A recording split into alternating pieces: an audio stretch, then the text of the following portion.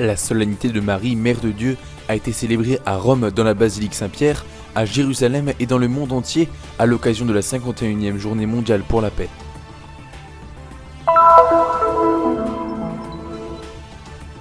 À Nazareth, en Galilée, les pèlerins locaux et les chrétiens ont pris part à la fête de la Sainte Famille le dernier jour de 2017.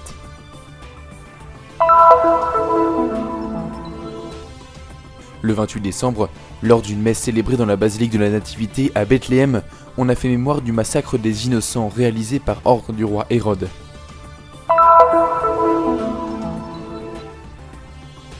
Dans la zone des fouilles de la tombe de Lazare, des travailleurs et des restaurateurs palestiniens apprennent les secrets de la restauration avec des experts italiens grâce au projet de l'ATS Pro Terra Sancta. Nous sommes allés à l'hôpital Saint-Joseph de Jérusalem pour apprendre et documenter la technique de l'accouchement dans l'eau, déjà pratiquée dans d'autres pays.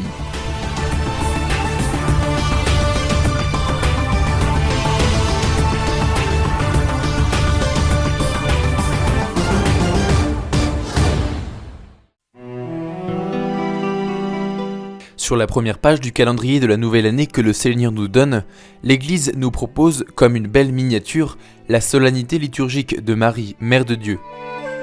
En ce premier jour de l'année civile, nous fixons notre regard sur elle pour nous remettre en route sous sa protection maternelle sur les sentiers du temps.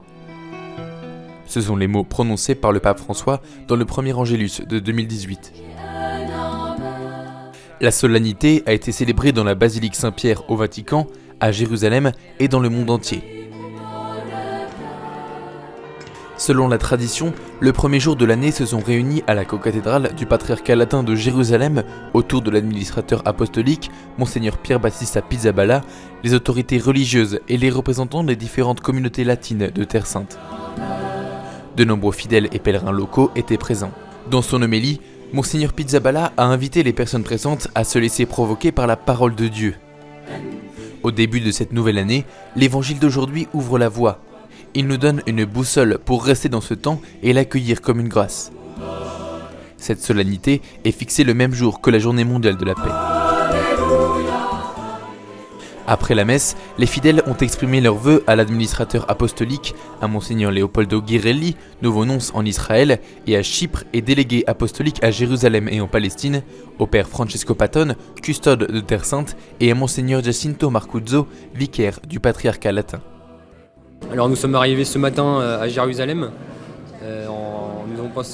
car nous avons passé la nuit à Bethléem. Nous allons passer 4 jours autour des lieux saints afin de découvrir la spiritualité dans les traces du Christ. Cette célébration à Jérusalem, c'est pour la fête du Nouvel An, c'est important pour nous les scouts d'y participer. Un souhait pour le début de la nouvelle année est que nous soyons capables encore de nous étonner. Cela semble très difficile à notre époque où tout est en ligne en temps réel. Pourtant, cela est plus nécessaire que jamais, a rappelé Monseigneur Pizzaballa. Être étonné comme la Vierge qui accueillait tout ce qui se passait autour d'elle et le gardait dans son cœur. Je crois que c'est un enseignement pour cette année. En cette période où nous voulons tout de suite des réponses immédiates, apprenons plutôt à les méditer, à savoir attendre et réfléchir, à nous familiariser avec les événements sans les juger et écouter. Il n'y a pas de paix sans écoute. La paix était aussi le mot dominant dans les salutations que le nouveau représentant pontifical, l'archevêque Ghirelli, a déclaré lorsqu'il est arrivé à Jérusalem.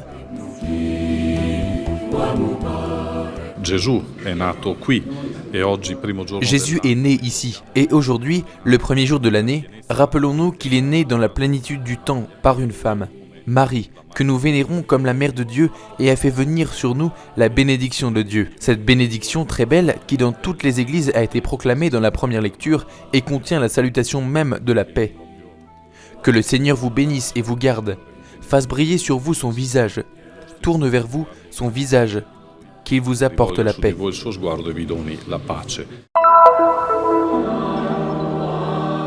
Après la présentation de Jésus au temple de Jérusalem, Joseph et Marie sont allés à Nazareth en Galilée. Dans cette ville où un peu plus de 70 000 personnes vivent aujourd'hui, le père Francesco Patton, custode de Terre Sainte, a célébré la messe le jour où l'église commémore la fête de la Sainte Famille. La célébration solennelle a eu lieu au sommet de la basilique de l'Annonciation et a réuni des chrétiens locaux et des pèlerins de différentes nationalités. Dans l'homélie, le père Amjad Sabara, curé latin de Nazareth, a présenté les 5 comportements fondamentaux dans la vie d'une famille. Le premier est l'amour, le second le pardon, le troisième la gratitude, le quatrième s'excuser et savoir s'apprécier les uns les autres. Ce sont les 5 points qui font la maison debout, fondée sur le rocher qu'est le Christ. Car 5 sont aussi les blessures de Jésus qui ont changé l'histoire, du péché à la rédemption. Ainsi, les difficultés peuvent être converties en un parcours pour la construction de la famille.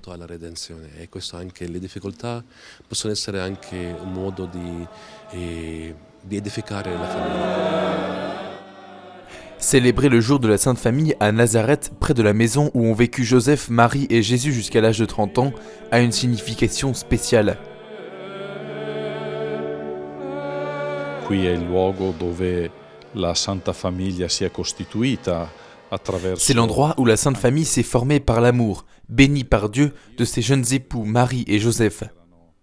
C'est là que l'enfant Jésus a été conçu par l'opération du Saint-Esprit. Là où l'enfant Jésus a appris le sens de l'existence humaine, à vivre dans une famille et a appris un métier avec Joseph. Il a appris à faire l'artisan, à tel point qu'on l'appellera le fils du charpentier ou fils du menuisier. Je pense qu'il n'y a pas un meilleur endroit pour célébrer la Sainte Famille. Il figlio del carpentiere o il figlio del falegname, quindi direi non c'è un posto migliore per festeggiare la Santa Famiglia. Après la messe, les fidèles se sont rendus en procession vers la grotte qui indique l'endroit où Marie, Joseph et Jésus ont vécu.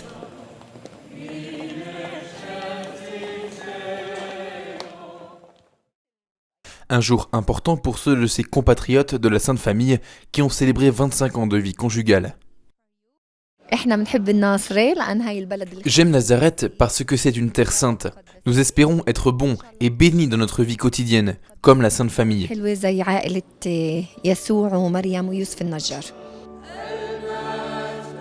Nazareth est aussi un lieu idéal pour vivre l'arrivée d'une nouvelle année.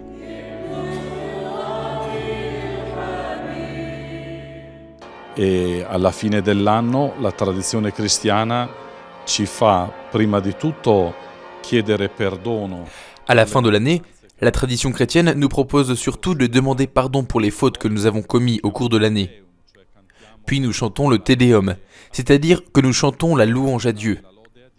Et en chantant la louange à Dieu avec cet hymne très beau d'il y a 1600 ans, qu'est le Te Deum, nous trouvons un verset qui est particulièrement adapté à Nazareth.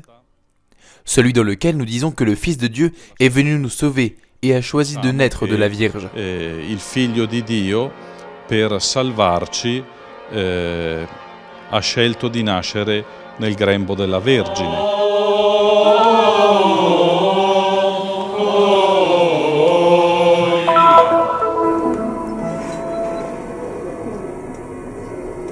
La grotte dans laquelle, selon une tradition du Moyen-Âge, ont été enterrés les enfants, introduit les fidèles dans une atmosphère chargée de sens. La mort des saints innocents pourrait susciter quelques perplexités sur la conduite d'Hérode. Cependant, comme l'a mis en évidence dans son homélie le vicaire de la custodie de Terre Sainte, le père Dobromir Jastal, sans en diminuer l'injustice, le martyre de ses enfants peut être compris seulement en partant de l'événement de l'incarnation, de la mort et de la résurrection de Jésus. Le père Dobromir a en outre souligné que cet anniversaire est encore très actuel dans la vie des familles qui souhaitent vivre les desseins de Dieu malgré les défis. La famille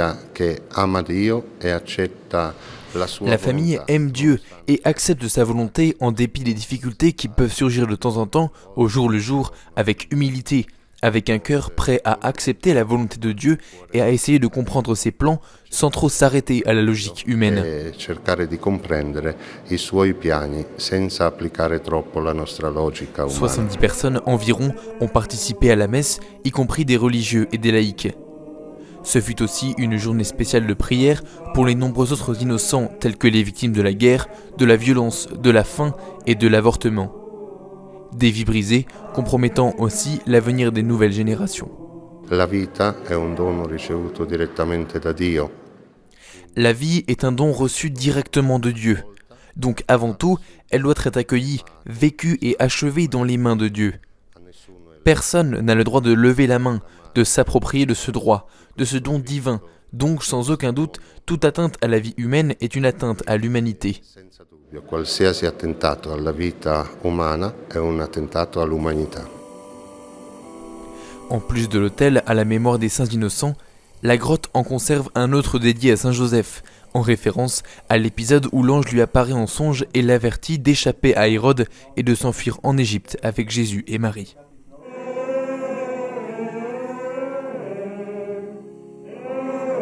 Quindi San Giuseppe si distingue soprattutto per l'obbedienza alla volontà. Saint Joseph se distingue avant tout par l'obéissance à la volonté de Dieu. Il est un exemple pour nous tous de cette acceptation de la volonté de Dieu et nous accompagne à reconnaître la présence de Dieu en ces temps difficiles. Peu importe si nous devons fuir, si nous devons nous déplacer, peu importe si nous devons nous adapter à certaines conditions. L'important est de permettre à la volonté de Dieu de s'accomplir dans nos vies. Ciò che importa è permettere che la volontà di Dio si compia nella nostra vita.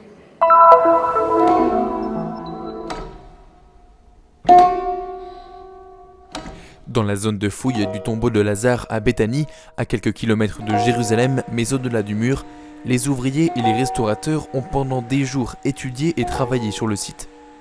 Parmi eux, Ahmad.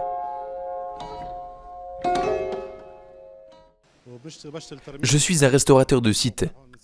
Nous sommes en train de restaurer l'ancienne aile du monastère et en ce moment, nous suivons des cours avec des professeurs italiens arrivés pour nous apprendre à travailler sur tout le bois et la pierre. Nous devenons des experts, en particulier en ce qui concerne la restauration des œuvres anciennes.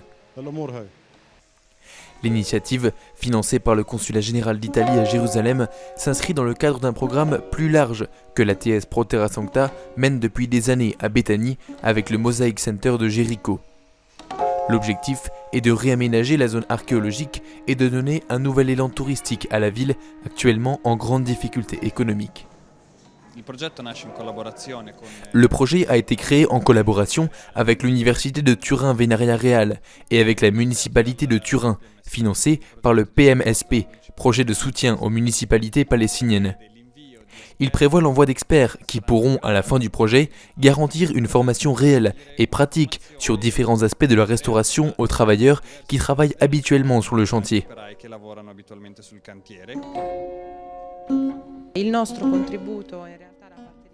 La contribution de Venaria vise à former les jeunes qui travaillent sur ce site du point de vue de la conservation et de la restauration à 360 degrés, puis du point de vue du diagnostic, de la compréhension des mécanismes de dégradation de chacun des matériaux et de l'approche des processus cognitifs préliminaires à l'intervention de restauration.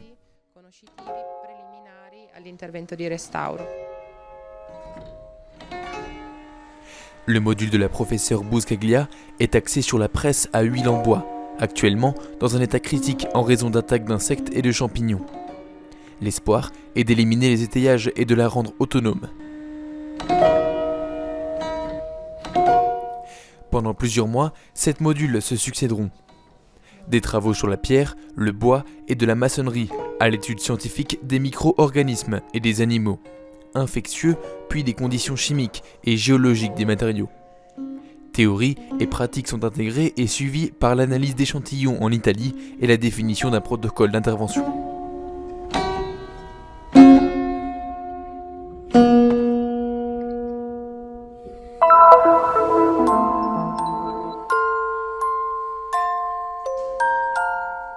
La naissance, comme l'explique le docteur Iman, sage-femme de l'hôpital Saint-Joseph de Jérusalem, est un processus physiologique naturel. Dans un moment aussi important pour la mère et l'enfant, les médecins donnent le meilleur d'eux-mêmes. Ici, la priorité est donnée à la naissance naturelle, bien que dans certains cas, la césarienne soit nécessaire. Ici, à l'hôpital, depuis que nous avons commencé notre travail, nous avons des femmes qui accouchent naturellement et d'autres par césarienne. Nous essayons toujours de réduire le pourcentage de césariennes en préservant toujours, bien sûr, la santé de la mère et du bébé, sans mettre en danger la vie de l'une ou l'autre.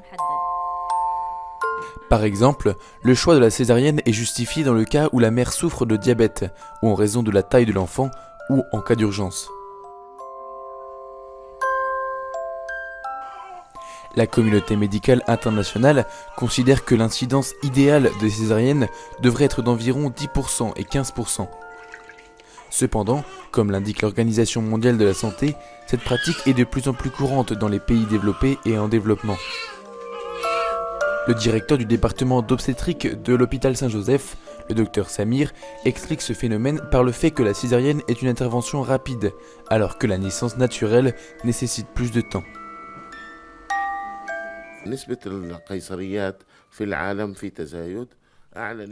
L'utilisation de la césarienne dans le monde augmente. Le pourcentage le plus élevé est au Brésil, où il est pratiqué dans 75 à 80% des cas.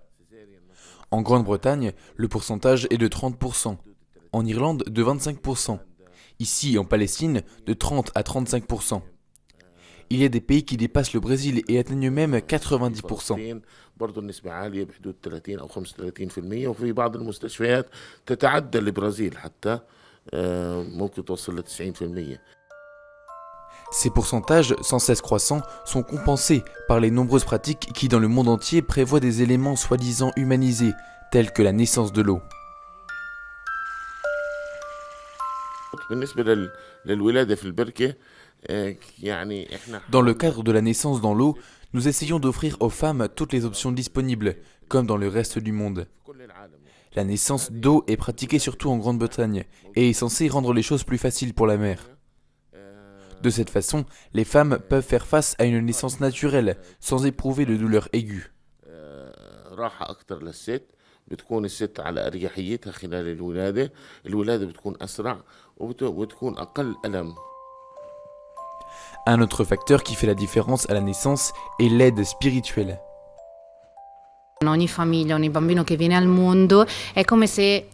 Chaque famille, chaque enfant qui vient au monde, c'est comme s'il m'était confié.